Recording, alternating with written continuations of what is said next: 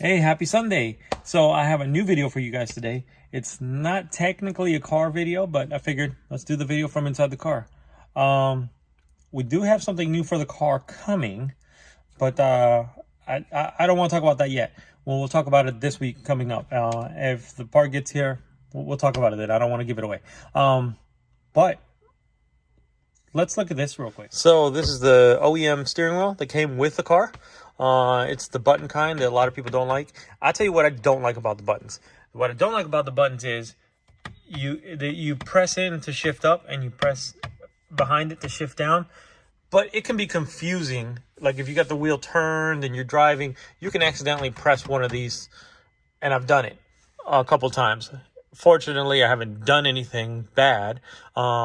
And I was going slow enough, but I've done it. I've accidentally pressed these the wrong way. So that's why I didn't like these. That's why I like the paddles. But we sold the paddle steering wheel for a reason. This is the OEM steering wheel. And actually, it doesn't look bad. It looks pretty good. It does look pretty good. It doesn't show up on camera, but this color is darker than this. And it actually matches the car really well.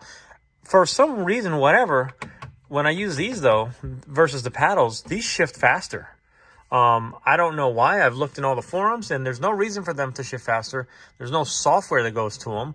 So they're plug and play as far as the steering wheels go. So there shouldn't be a reason why they shift faster, but at least my impression is these shift faster.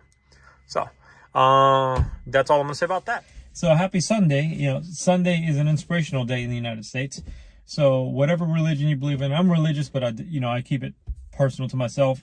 So many blessings to everyone, whatever you believe in. Happy Sunday to you. So what I have here is a couple of different pieces of paper, and I want to share with you guys. I thought about this, and I've been thinking about talking about this. I want to discuss or share with you guys a success that I had recently. And that path, and I'll try to make it brief. I'll try to stay on track and keep it going. I don't want to get too wrapped up in the details. For context in the background, I'm an A&P mechanic as well. I'm in management now, but basically that's airframe and power plant. So I have an FAA airframe power plant license, which means I'm an airplane mechanic, and I make a really good living as an airplane mechanic. And I've always had the dream of being a pilot, and I finally achieved that dream. Now, I still want to go further and be a pilot professionally. That's going to take more work. But long story short, I've achieved that dream. But the road was not easy. For A&P, so you have to take 3 written tests, which is general, airframe, and power plant. And then you have to do an oral test, and then you do a practical test. So here I am, fast forward. All these years later, I'm getting my private pilot's license at a much older age. I'm in my 40s, if you guys don't know. I know I look like I'm 20, right? So I'm in my 40s, so I'm a lot older than your average student. And it was challenging because in your 40s, you don't process information the same as you do in your 20s. Even when I was in A&P school, I noticed a difference in me. And it was challenging. So I've had this successful career. I've been in aviation my whole life. I love aviation. I thought getting a private pilot's license was going to be easier. It was not. It was challenging. Partly because of my age, but mostly because I didn't appreciate how hard it really is. It made me eat my words and be humble. All these years that I've said, oh, being a pilot should be easy. It is not. It's not. So first piece of paper, just like my A&P test, first thing I had to do was take a written test. So here's my results for my written test, and I took this. Does this have a date on it? When did I take this? I took this in July, and I got a 90. For the written test, it's straightforward. It's the same format because the FAA does not like change, and it's a government organization, so they like to do things the same way. So the FAA format for taking a private pilot's license test, the format is the same as it was for a mechanic. So that part was actually kind of easy. It wasn't easy. I had to learn a lot of knowledge. But as far as test taking, same process. I took it exactly the same as I did my test for being a mechanic. So if you're already a mechanic or you're already a drone pilot or you have any kind of FAA rating, the test format for this will be exactly the same. You have to learn the stuff. which is a lot more. But there's only one test. Remember, for my mechanics written test, there was 3. For your pilot, the first one, private pilot, visual pilot, is only 1 test. So it's more questions than your mechanics test, but it's only 1 of them. So I got a 90 on that. Past that, moving forward, I started doing all my flights. I did my solo in July, and I was doing great. And then I came to the part of precision landings. That was tough. I did my solo flight at 41 hours. I didn't get my landings perfect and the maneuvers until 70 hours. So it took me that long just to get that precision, that little bit of precision. I already knew how to fly at 40 hours. 41 hours, they trust me to go fly by myself, and I was good at it. But that extra little precision took me almost the same amount of time as it did the first time. And partly probably because of my age, but partly it is challenging. Not everyone gets it that easy. Some people are really good. Some people can get their private pilot license in a shorter time. Congratulations to those people. The world is your oyster, and there's people who are also going to take a little longer than me. But so that was a challenge. But needless to say, I got the hang of it. Got ready to take my test, and then I took my test. I had already passed my written test, so I didn't have to do that. So all I had to do was an oral and a practical, which was just questions and answers and a practical. And so I did my oral test, and it went pretty smooth. Everything I studied, I passed. Everything I cracked down and studied for, I passed. I had no issues with the oral part. And then when I did the practical, you do certain takeoffs, you do certain maneuvers. Got it. Steep turns, no problem. My problem came in when I went to do my landings.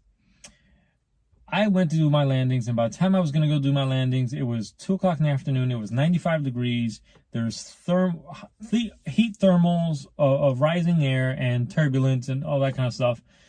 And it was challenging. And it got windy. It was challenging, and let's just say I botched my landings. They were not pretty. On the way back, on my last one, going back to the main airport, the wind was gusting 21 miles an hour. And I was asked, did I want to do that last final type of landing or just do a normal landing? I said, no, I'll try it. And also botched that one. The examiner was nice enough that she didn't say anything right away. We landed, and then we got a debrief, and then she told me, yeah, I failed my check ride. I was devastated. I was crushed. I studied so hard. I have this lifelong career in aviation, and now I failed my practical test for a pilot. It was soul crushing. But when life gives you lemons, you make lemonade, right? So after I was done kicking myself and beating myself up, I got back up and said, hey, how can I fix this? How can I fix this? Well, this is what she gave me. This is a letter of disapproval. Just holding this in my hand hurts. Doesn't hurt anymore because now, but it did. It hurt then. She was nice enough on that last landing. She didn't put disapprove. She put incomplete. On the other landings, yes, disapproved. It was 100% on me. She didn't have to say a word. I knew I messed up those landings. And I didn't know, I couldn't process exactly why. Later on I did. I was too nervous. I got in my own head because I was so nervous. And then when I had a couple of little thermals and a little bit of wind, a little environmental issues, you have an option called a discontinuance. You can say, I want to discontinue because I don't feel comfortable. And I should have done that, because I will tell you, on that check ride, I was not comfortable most of the time. Not with flying and skill. I was fine with that. Just my own personal emotion was not in check. I was too nervous. I was too overwhelmed by myself. I was too much in my own head. And that's why I failed the check ride. It had nothing to do with my skill. And how do I know that? Because a week later, after I stopped kicking myself, I went and did a flight with my instructor. And I noticed, okay, I improved. I still wasn't happy where I was, but I improved. And the only difference was I wasn't nervous. And then I thought to myself, how can I hit the nail on the head? How can we lock this down and just get it perfect? And I thought back to my fundamentals. I thought, okay, when I went to go do my solo flight, my confidence was sky high. I knew I could fly, I could talk on the radio, I can navigate, I can do everything. What was I doing then that I'm not doing now? And it was only two things. Then I was practicing every time I'd go fly in a real airplane, I'd come home and I'd redo the flight in my flight simulator. I said, I haven't done that in a while because I got to a point where I was getting really good with the airplane. I thought, I don't want to mess myself up, and I stopped flying on the simulator. That was a mistake. You should learn on a real airplane and practice on your simulator all the time. It is tremendous help. So I went back to my simulator, and as soon as I flew in my simulator, my very first flight, I realized a few little minor things I needed to adjust. One, for example, seat position. I was sitting too high in the real airplane. Just that much, not even much, just that much. But I noticed I was sitting a little too high. And I tested my theory because the next time I flew, I went and flew training still. I flew with my seat in a lower position and my landings were spot on.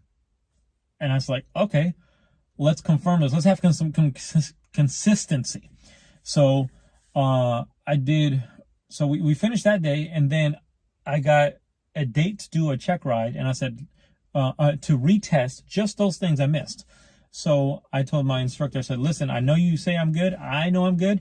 Let's go do one more flight. And the reason we did one more flight was, one, to confirm the consistency of everything. And that flight we did was beautiful. My landings were beautiful. The other part, the most important part, was the nervousness. I wanted to go, and when you're in front of an examiner, you're going to be nervous. It's natural. It's human behavior. So I wanted to make sure if I'm going to stumble, let me stumble the day before. And I did it the day before with my own instructor. So going through the checklist, do you miss something? Do you forget to change the radio quick enough? And it's not that you intentionally miss things. It's that you're supposed to have a flow. Everything has a flow and a rhythm. And if everything has a rhythm and a beat, everything is smooth, but when you mess up one thing in that rhythm, it throws everything off. So I went with my instructor and I stumbled on one or two things, but I was glad I did, because that got that nervousness out of me. Because the very next day I went and did my check ride, and I did the practical part. And the only thing I had to do, I didn't have to do everything, because I already passed the oral part and I already passed I passed all the maneuvers. So I only had to do the things that were marked incomplete on here. And I nailed it. And I flew smoothly. And even though there was a little turbulence, you couldn't tell, because I had so much better control of the airplane. And there was nothing to do with my skill. It had to do with this and my confidence. My confidence was, I had recouped and recovered my confidence. My confidence was high, and I was calm, and I was not nervous, and I didn't make any mistakes, and I made very good decisions. That's another part of why maybe I failed that first part of that check ride, was because the nervousness prevented me from having the confidence. So all that being said, I passed my retest and I got my private pilot's license. I'll put a screenshot up here without all my personal info. I'll put it right there. So I'm happy that I have my pilot's license. But the moral of this entire story is I have failed. I have failed hundreds and thousands of times in my life at many different things. And I have achieved success, but I've only achieved that success because I had a failure and I learned from it. Because people have helped me, because I was humble enough to swallow my pride, check my ego, and ask for help. If I can help you with anything, please reach out and I will be willing to help you. The reason I have my YouTube channel is to help other people. It's not for fame. It's not to be a celebrity. I could care less. I do it because it's fun. I like doing things and I love to share my knowledge. And I want to share anything I can with you guys. And if you guys need some help, I'm here to help. But don't be too proud to ask for help. Don't kick yourself when you make a mistake. We're human. It's the human condition. We are an embodiment of imperfection. You're a human being. We make mistakes, we make faults, we fall on our face. You got to pick yourself up and you got to move forward. You're never ever going to achieve success if you let the failures consume you. You're going to fail. Sometimes you're going to get devastating news. That shouldn't stop you, because if you keep pushing forward, you keep moving forward, you do what you got to do, eventually you will be licensed, you'll be successful. And it can be in anything, not just aviation related or car stuff, anything. You're going to fall down, you're going to get hurt. Pick yourself back up, get help. Especially the young people. I know when I was young, because I'm not a spring chicken anymore. When I was younger, I didn't want to ask for help ever. I wanted to do it all myself. You need help. You need help to achieve your goals in your life. You cannot do it by yourself. So that's my inspiration and talk for Sunday. Sorry if I kept you too long. We'll go back to car content the next video. I'm not giving it away, but we'll see. We'll see. I don't want to say anything. I have at least 2 or 3 different things planned going forward. So catch you guys later. Enjoy your week. Have a good week. Talk to you later.